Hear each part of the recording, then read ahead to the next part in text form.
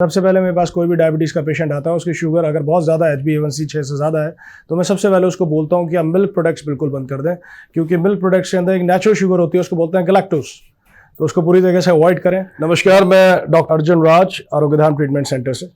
जैसे आप हम लोगों के बारे में जानते ही हैं कि 4th जनरेशन आयुर्वेदिक डॉक्टर हैं और 3 जगह हम लोगों के सेंटर्स हैं, मुजफ्फरनगर, ऋषिकेश और देहरादून। आयुर्वेद के बारे में अगर इंट्रोडक्शन दें तो Ayurveda is a science of life. Ayu means life and veda means knowledge. The knowledge of life जिससे आती है उसको आयुर्वेदा बोला जाता है। तो हम लोग आयुर्वेद से हॉलिस्टिक सिस्टम ऑफ मेडिसिन के थ्रू लोगों का ट्रीटमेंट करते हैं और हम लोगों ने जगह भी ऐसी चुनी है ऋषिकेश, जिसमें नेचर और हमारा पूरा कल्चरल हेरिटेज पूरी तरीके से इम्बाइब्ड है। तो अगर हम जनरली किसी भी डिजीज़ के बारे में बात करें तो आयुर्वेद में क्रॉनिक डिजीज़ में बहुत अच्छे रिजल्ट्स हैं, जैसे डायबिटीज़ माना जाए, ब्लड प्रेशर माना जाए, स्किन प्रॉब्लम, सोराइसिस माना जाए, joint problems, osteoarthritis, rheumatoid arthritis, gouty arthritis या हाई ब्लड प्रेशर, इन सब चीज़ों में आयुर्वेद में ब्रिलियंट रिजल्ट्स हैं। इसके अलावा आयुर्वेद में एक ब्रांच है, ब्रांच ऑफ रेजुवनेशन, कायाकल्प, उसमें भी हम लोग बहुत ज़्यादा काम करते हैं। अगर हम डायबिटीज़ पे आते हैं, अगर आज हम डायबिटीज़ के बारे में डिस्कस करें तो डायबिटीज़ 2 तरह की होती है, डायबिटीज़ 1 एंड डायबिटीज़ 2। डायबिटीज़ 1 में जो बीटा सेल्स हैं वो डैमेज हो जाते हैं और डायबिटीज़ 2 में जो है बॉडी इंसुलिन को लेकर रेजिस्टेंट हो जाती है। तो आयुर्वेद में इसका इलाज हम ऐसे करते हैं कि डायबिटीज़ जनरली जब होती है तो आपका पैंक्रियास पूरी तरीके से काम नहीं कर पाता है, तो हम जो भी डाइटरी हैबिट्स देते हैं, कटु तिक्त कषाय जनरली हम लोग देते हैं। इसके अलावा हम लोग रिकमेंड करते हैं कि आप अपनी दिनचर्या या रात्रिचर्या या अपना जो सदचर्या है, सदव्रत है, पूरी तरीके से उसका पालन करें। तो डायबिटीज़ में बहुत सारा आयुर्वेद में इसका रोल है। सबसे पहले हम लोग ये कायाकल्प में इसमें काम करते हैं। इसमें बहुत सारी मेडिसिन कायाकल्प में दी जाती है।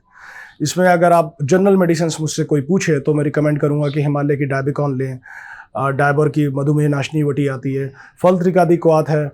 इसके अलावा बहुत सारी औषधियाँ हैं जो आयुर्वेद में हम लोग दे सकते हैं डायबिटीज़ को कंट्रोल करने के लिए।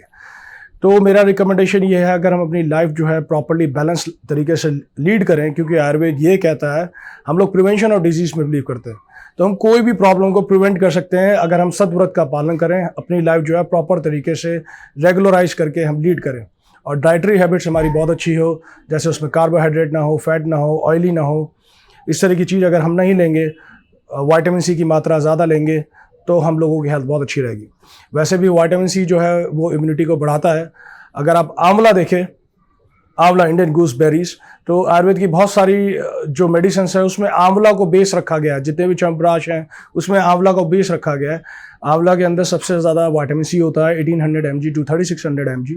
तो आंवला अगर आप प्रचुर मात्रा में लेंगे शुरू से, अगर आप सिट्रिक एसिड को लेके आपको एलर्जी नहीं होती है, एसिडिटी की प्रॉब्लम नहीं है, तो आपका हाई इम्यून लेवल मेंटेन रहेगा और जो वायरल इन्फेक्शंस हैं वो आपकी बॉडी में कम से कम होंगे। जैसे कोरोना आज की डेट में बहुत आयत में लोगों को हो रहा है, पूरी दुनिया से त्रस्त है।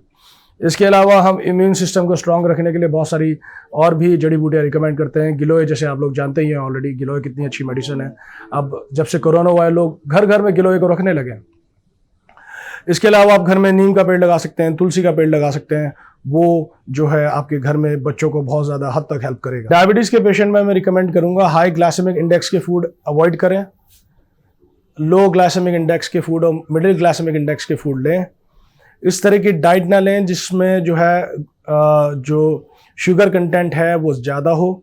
जैसे हाई ग्लाइसेमिक इंडेक्स के जो फूड होते हैं उसमें शुगर कंटेंट बहुत ज़्यादा होता है। सबसे पहले मेरे पास कोई भी डायबिटीज़ का पेशेंट आता है, उसकी शुगर अगर बहुत ज़्यादा है, HbA1c 6 से ज़्यादा है, तो मैं सबसे पहले उसको बोलता हूँ कि आप मिल्क प्रोडक्ट्स बिल्कुल बंद कर दें, क्योंकि मिल्क प्रोडक्ट्स के अंदर एक नेचुरल शुगर होती है, उसको बोलते हैं गैलेक्टोज, तो उसको पूरी तरीके से अवॉइड करें। बाकी अपना एक्सरसाइज रेगुलरली करें, सुबह शाम मॉर्निंग एक्सरसाइज 1-1 घंटा कम से कम वॉक पे जाएँ, कार्डियो एक्सरसाइज करें ताकि आप अपनी ग्लूकोज को बर्न कर सकें। इसके अलावा डायबिटीज़ आजकल इसलिए भी बहुत आयत में है क्योंकि लोग बहुत ज़्यादा स्ट्रेस में रहते हैं। उसके लिए मैं रिकमेंडेशन करूँगा मेडिटेशन करें, प्राणायाम करें, इन चीज़ों को अपनी लाइफस्टाइल में शामिल करें, तो डायबिटीज़ को बहुत हद तक आप कंट्रोल कर सकते हैं। तो यही मेरा डायबिटीज़ हो ही ना उसके लिए आयुर्वेद में बहुत सारी चीज़ें ऐसी बताई गई हैं जिनसे आप अपने इंटरनल ऑर्गन्स को रेजुनेट रख सकते हैं।